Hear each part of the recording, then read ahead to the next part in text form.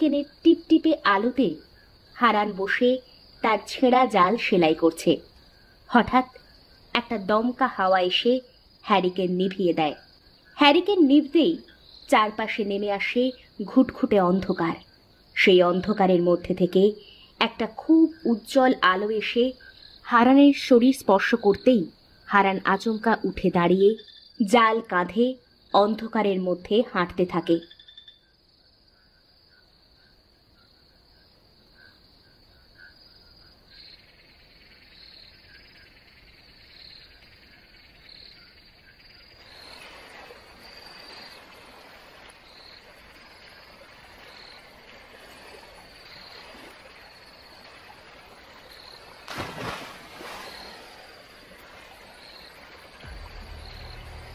হাঁটতে হাঁটতে সে এক পর্যায়ে নদীর ঘাটে চলে এসে নৌকাতে উঠে মাছ ধরে কাঁচা মাছ কামড়ে কামড়ে খেতে থাকে।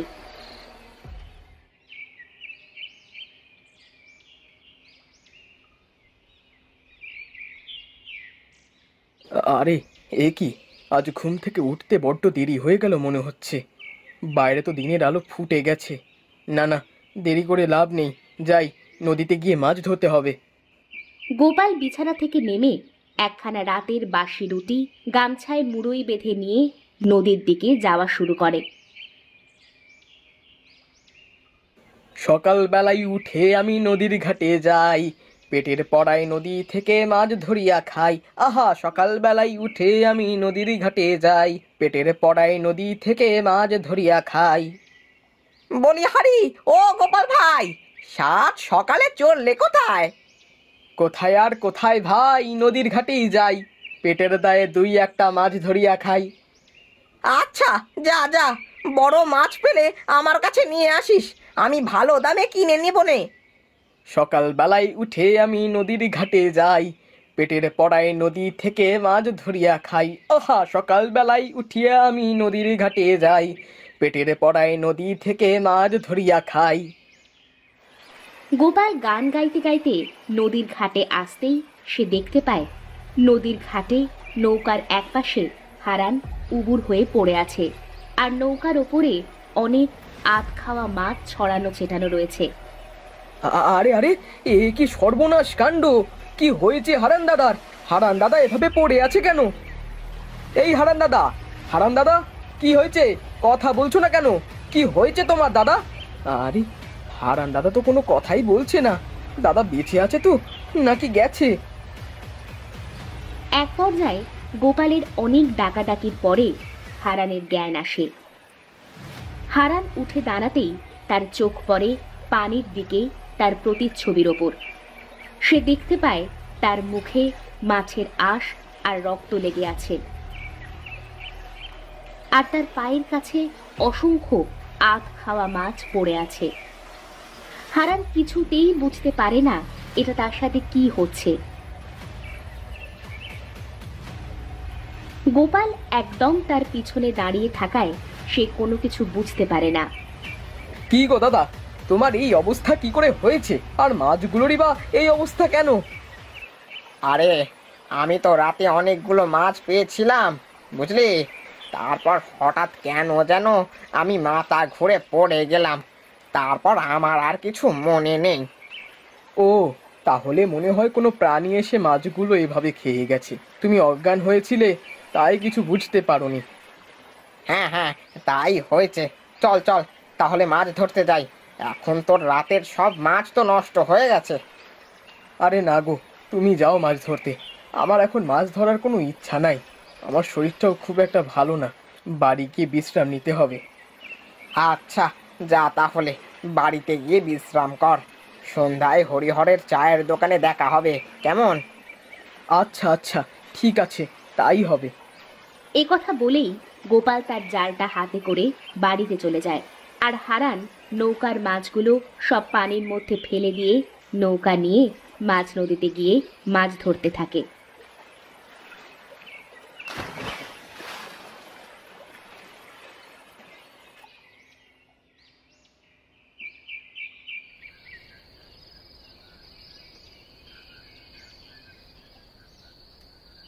এরপর সন্ধ্যা লেগে আসলে গোপাল হাঁটতে হাঁটতে রামুর চায়ের দোকানের কাছে চলে আসে।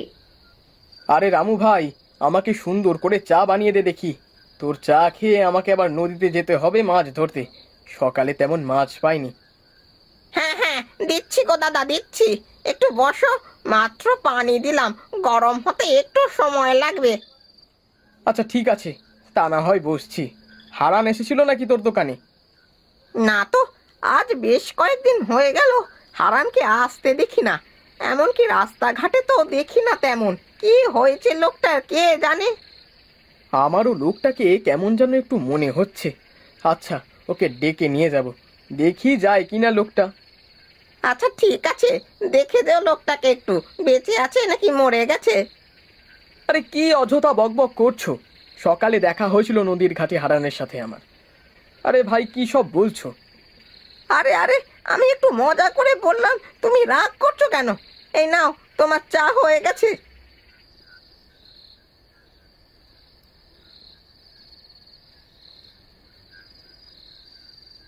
গোপাল চাটা খেয়ে তার জালটা কাঁধে নিয়ে হাঁটতে হাঁটতে হারানের বাড়ির সামনে চলে আসে। হারান দাদা, আরে ও হারান দাদা, বাড়িতে আছো নাকি? গোপালের ডাক শুনে হারান ঘর থেকে বের হয়ে আসে। কি গো দাদা, তোমাকে না বললাম হরিহরের চায়ের দোকানে আসতে, আসলে না কেন? এমনি যেতে ইচ্ছে করছিল না, তাই যাইনি। তুই কিছু বলবি নাকি? বললে বল শুনি। দাদা, তুমি কেমন যেন হয়ে গেছো, বুঝলে? তুমি আর আগের মতো নেই। তোমার কথাবার্তা কেমন যেন পাল্টে গেছে। তোমার কি কোনো সমস্যা হয়েছে? আরে না, আমার আবার কিসের সমস্যা হতে যাবে? আমার কোনো সমস্যা হয় নাই। তাহলে চলো, নদীতে যাচ্ছি মাছ ধরতে। একা একা ভালো লাগবে না, তুমি গেলে খুব ভালো হতো। আরে না না, তুই যা, আমি নদীতে যাব না। আমার শরীরটা ভালো না, আমি ঘুমাবো। একথা বলে হারান গোপালের মুখের ওপর দরজা বন্ধ করে দেয়। গোপাল হারানের এই ব্যবহারে একটু রাগান্বিত হয়ে সেখান থেকে চলে যায়। হঠাৎ জানালা দিয়ে সেই পরিষ্কার আলোটি এসে হারানকে স্পর্শ করে। দরজা খুলে পিছু পিছু যেতে শুরু করে। অন্ধকারাচ্ছন্ন পথ, এত গাঢ় অন্ধকার যে আশেপাশে কোনো কিছুই ভালোভাবে দেখা যাচ্ছে না। সে অন্ধকারের মধ্যেই ভয়ে ভয়ে নদীর দিকে যাচ্ছে। হঠাৎ মনে হয় তার পিছনে কে যেন একজন তাকে অনুসরণ করছে। পিছনের দিকে ঘুরতেই লক্ষ্য করে অন্ধকারের মধ্যে কিছু একটা খুব দ্রুত গতিতে তার দিকে এগিয়ে আসছে। ভয়ে যেন গোপালের প্রাণটাই বেরিয়ে যায়। কিছুক্ষণ পর হারান গোপালের একদম সামনাসামনি চলে আসে। আরে কে কে কে কে কে? হারান দাদা, তুমি? ধুর শালা, ভয় এক্ষুনি আমার প্রাণটা বেরিয়ে গেছিল। তুমি সেই কখন থেকে আমার পেছন পেছন আসছো, কোনো সারা শব্দ দাওনি কেন? আমাকে ভয় পাওয়ানোর মতলবে তুমি, তাই না? বেটা বজ্জাত কোথাকার! এই সামান্য কারণে যদি এত ভয় পাস, তাহলে কি করে চলবে? আরো তো কত কিছু দেখার বাকি আছে। বাজে কথা বন্ধ করো। তোমার কাছে কি হ্যারিকেন আছে? আমার হ্যারিকেনটা আমি নৌকাতে রেখে এসেছি। অন্ধকার তো, পথই দেখা যাচ্ছে না, যাব কি করে? আরে কোথায় অন্ধকার? আর কোনো হ্যারিকেন জ্বালানো লাগবে না। চুপচাপ আমার পেছনে পেছনে চলে আয়, আমি নিয়ে যাব। আচ্ছা ঠিক আছে, তাই হবে। তাহলে তুমি আগে যাও। চারিদিকে এতটাই অন্ধকার যে দুহাত সামনে কি আছে সেটাও দেখা যাচ্ছে না। কিন্তু অবাক করা ব্যাপার হলো, এত অন্ধকারের মধ্যেও হারান নির্বিঘ্নে পথ চলছিল। যেন মনে হচ্ছিল হারান সামনে সব কিছু পরিষ্কার দেখতে পাচ্ছে। গোপাল এই কথা ভেবে মনে মনে ভয় পেলেও সেটা প্রকাশ না করে হারানের পিছু পিছু নদীর ঘাটে পড়ল। যাও হারান দাদা, দেখো নৌকার মাথায় দেশলাই আর হ্যারিকেন রাখা আছে। যাও, হ্যারিকেনটা জ্বালিয়ে সামনে দাঁড়িয়ে মাছ ধরো। না না, প্রতিদিন আমি কেন মাছ ধরবো? আজ আমি নৌকা বাইবো, তুই যা, আজ তুই মাছ ধরবি, আর আমি পেছনে বসে নৌকা চালাবো। আচ্ছা ঠিক আছে, তাই হবে না হয়। এ কথা বলে গোপাল নৌকার মাথায় গিয়ে দেশলাইয়ের বাক্সটা নিয়ে হ্যারিকেন জ্বালিয়ে হাতে করে নৌকার সামনে দাঁড়িয়ে মাছ ধরতে থাকে। একের পর এক গোপাল মাছ মেরে মেরে নৌকায় তুলতে থাকে, আর হারান পেছনে বসে বসে সে মাছগুলো খেতে থাকে। হঠাৎ গোপালের মনে হয় তার পিছনে কে যেন কিছু একটা খাচ্ছে। সে পিছনে ঘুরে যা দেখে তা দেখার জন্য গোপাল একদম প্রস্তুত ছিল না। গোপাল দেখতে পায় হারান জ্যান্ত মাছ কামড়ে কামড়ে খাচ্ছে। তার মুখে মাছের তাজা রক্ত আর আঁশ লেগে রয়েছে। তার মুখের বিভিন্ন অংশে মাছের কাঁটা ঢুকে আছে। গোপালের আর এক মুহূর্তও দেরি হয় না বুঝতে যে হারানের ওপরে কোনো অশরীরী ভর করে আছে। গোপাল প্রাণে বাঁচার জন্য হ্যারিকেনের আলোটা যেই না হাতে নিয়ে যাবে, অমনি হারান তার জায়গা থেকে মুহূর্তের মধ্যে উঠে এসে গোপালের ঘাড়ে একটা কামড় বসায়। গোপাল নৌকার ওপর পড়ে যায়। ঝাঁকির কারণে নৌকায় থাকা হ্যারিকেনটা পানির মধ্যে পড়ে যায়, আর অন্ধকারের মধ্যে থেকে গোপালের বীভৎস চিৎকার ভেসে আসে।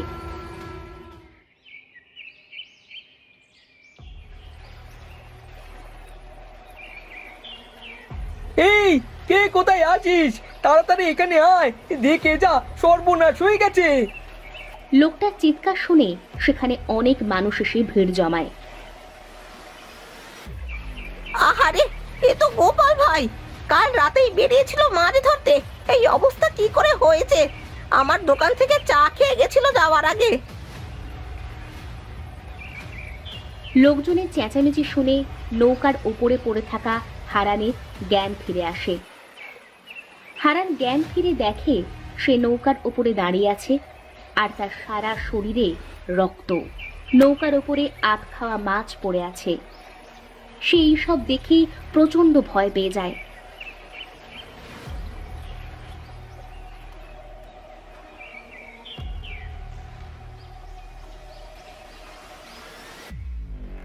সে কোনো মতে নৌকা থেকে নেমে এক দৌড় দিয়ে বাড়িতে এসে ঘরে ঢুকে ঘর আটকে দিয়ে ঘরের এক কোণায় বসে কাঁদতে থাকে। এইসব এইসব কি হচ্ছে আমার সাথে? আমি তো কিছুই বুঝতে পারছি না। আমি কি করে নদীর ঘাটে গেলাম, আর আমার সারা শরীরে কি করে রক্ত লেগে গেল? কি হচ্ছে আমার সাথে এইসব? হে বিধাতা, আমাকে রক্ষা করো, তুমি তুমি আমাকে রক্ষা করো। হারান, হারান, কোথায় রে? কোথায় রে? ঘর খোল। হারান ঘর খুলতেই হরিহর তাকে দেখে চমকে যায়। তার সারা শরীর রক্তে লাল হয়ে আছে। হারানের মুখে মাছের কাঁটা বিঁধে আছে। কি ব্যাপার হারান, তোর এই অবস্থা কি করে হয়েছে? জানি না আমি দাদা। আমি ঘরে শুয়ে থাকি, আর সকালবেলা উঠে দেখি যে আমি নৌকার ওপরে পড়ে আছি, আর নৌকার মধ্যে অনেক আধ খাওয়া মাছ পড়ে আছে। আমার সাথে এইসব কি হচ্ছে আমি কিছুই বুঝতে পারছি না। আমাকে তুমি বাঁচাও দাদা, আমাকে তুমি বাঁচাও। হরিহর অনেক পুরাতন আমলের লোক হওয়ায় সে খুব সহজেই বুঝে ফেলে যে হারানের ওপরে কোনো বদ জিনের প্রভাব পড়েছে। তোর চিন্তার কোনো কারণ নেই, আমি সব বুঝতে পেরেছি। তোর কি হয়েছে তুই চল আমার সাথে, দেখবি সব ঠিক হয়ে যাবে। কোথায় যাব? কি হয়েছে আমার? আমার মাথায় কিছুই ঢুকছে না দাদা। আমাকে বলো আমার কি হয়েছে, কেন হচ্ছে এমনটা? তোর বাবার শরীরের উপরে একটা খারাপ দিনের কবজা ছিল। তোর বাবার সাথে তোর মতো ঘটনা ঘটতো। তারপরে আমি এক কবিরাজের কাছে নিয়ে গিয়েছিলাম তোর বাবাকে। দাদা, আমি এখান থেকে কি করে বাঁচবো? তুমি আমাকে বাঁচাও, আমি আর পারছি না এগুলো সহ্য করতে। চিন্তা করিস না, সব ঠিক হয়ে যাবে। তুই আমার সাথে সেই তান্ত্রিকের কাছে চল। তুমি কোথায় নিয়ে যাবে চলো, কিন্তু আমাকে যে করে হোক বাঁচাও। তারানাথ তান্ত্রিক গভীর জঙ্গলে বসে ধ্যানমগ্ন অবস্থায় আছেন। হারান আর হরিহর হাঁটতে হাঁটতে তান্ত্রিকের সামনে এসে বসে।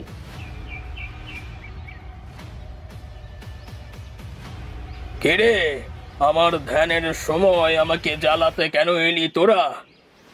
আমরা খুব বিপদে পড়ে আপনার কাছে এসেছি, দয়া করে আমাদের সাহায্য করুন। কি সমস্যা তোদের, আমার কাছে বল। আপনি পাশের গ্রামের নিতাই মাঝিকে চিনতেন, যে কিছু বছর আগে পানিতে ডুবে মারা গেল? হ্যাঁ, ওই মূর্খটার ওপরে তো জিনের প্রভাব ছিল। আমার কথা অমান্য করার কারণে অকালে প্রাণ হারালো বেচারা।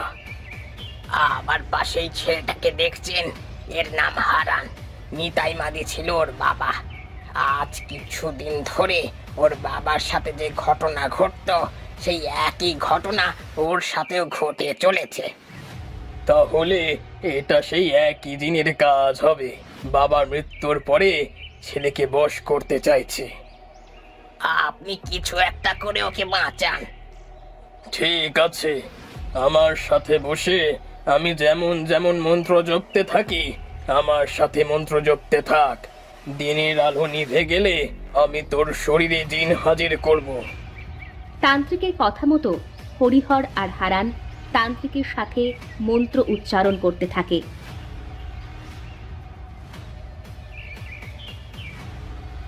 দিনের আলো নিভে গিয়ে সন্ধ্যা হয়ে আসে। তান্ত্রিক তার সারা জীবনের তপস্যা কাজে লাগিয়ে হারানের শরীরে সেই জিন এসে হাজির করে। কেন কেন ডেকেছিস আমাকে? তুই কেন ডেকেছিস? বল, কেন ডেকেছিস? যেতে দে আমাকে, যেতে দে বলছি, নাহলে একদম ভালো হবে না। আমি তারানাথ তান্ত্রিক। আমার কবল থেকে বেঁচে যাওয়া এত সহজ নয়। বল কে তুই? কেন হারানকে এত জ্বালাতন করছিস? বলবো না, আমি কিছুই বলবো না। আমাকে যেতে দে, না হলে ভালো হবে না, বলে দিলাম, একদম ভালো হবে না। বুঝতে পেরেছি, তুই এভাবে শুনবি না তো। বেশ, তাহলে দেখ আমি তোর কি করি।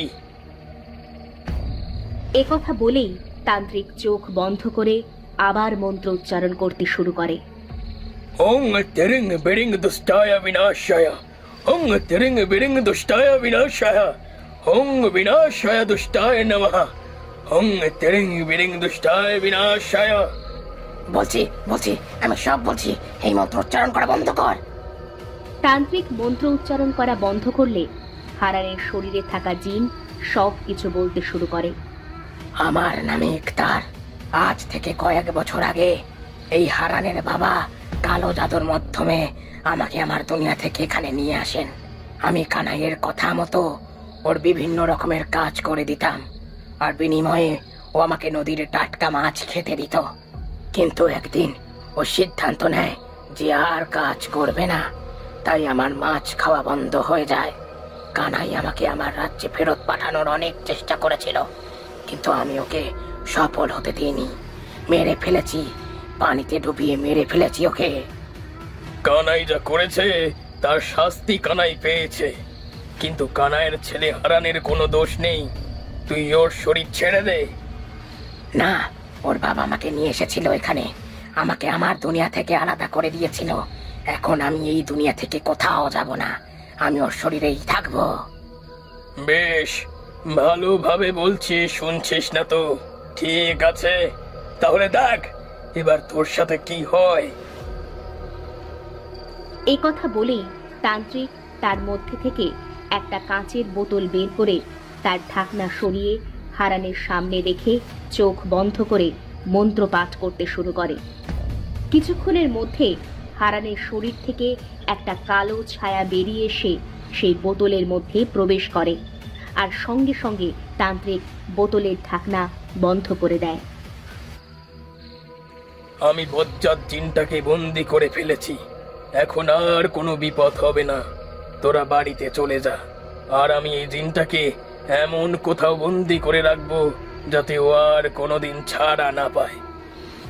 আপনাকে অনেক ধন্যবাদ তান্ত্রিক মশাই, আপনি না থাকলে যে কি হতো।